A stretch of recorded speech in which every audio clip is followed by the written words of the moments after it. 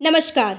आप सभी का स्वागत है भारत ज्ञान अक्षर प्रस्तुत एक अनकही कहानी कारगिल सीरीज में।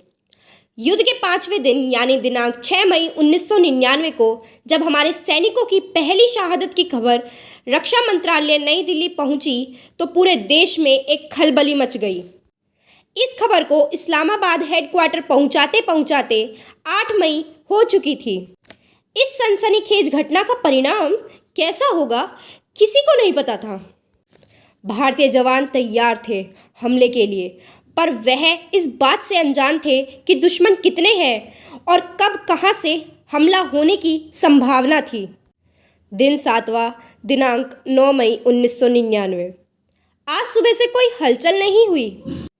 इसी दिन शाम को पाकिस्तानी सेना की भारी गोलाबारी हुई। इस गोलाबारी की वजह से कारगिल पोस्ट का आयुध भंडार, जिसमें युद्ध का सारा सामान था, वह नष्ट हो गया और पहले ही दिन भारत को लगभग 127 करोड़ का नुकसान तो हुआ ही, पर साथ में दुश्मनों के बीच से युद्ध की सामग्री को ऊंचाई तक कैसे लेकर जाए, यह प्रश्न भी खड़ा हुआ। आज के समाचार से भारतीय मंत्रालय, भारतीय सेना और भारतीय जन सामान्य में बड़ी हलचल मच गई। इसके आगे क्या होगा, यही विचार ने सबके मन को दहला दिया था। अब हम उस वीर जवान को याद करते हैं जिसने देश की सुरक्षा में वीर गति को प्राप्त किया। राजकुमार पूनिया।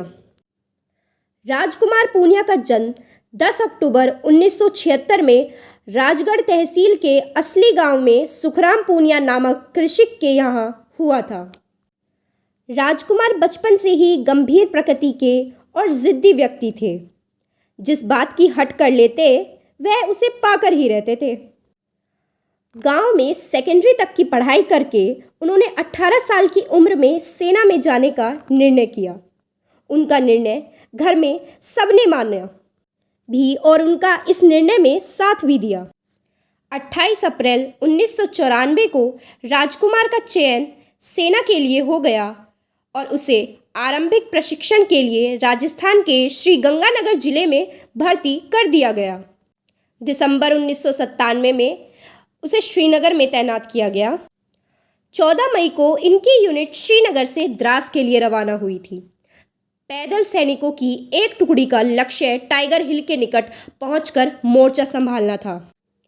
23 मई की रात करीब 16,000 फुट की ऊंचाई तक यह यूनिट पहुंच गई थी और 24 मई को अपने लक्ष्य की ओर बढ़ने लगी थी कि अचानक मोर्चे पर घुसपैठियों ने जवानों पर फायरिंग शुरू कर दी थी।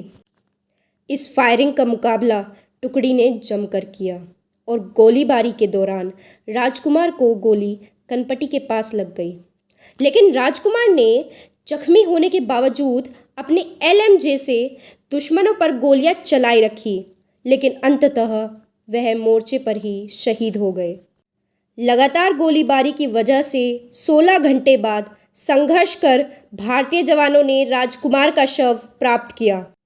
29 मई को उनके गृहनगर में स्वसैन्य सम्मान के साथ उनका अंतिम संस्कार किया गया और इस प्रकार उन्होंने भारत माँ की रक्षा के लिए अपनी जान न्यौछावर कर दी।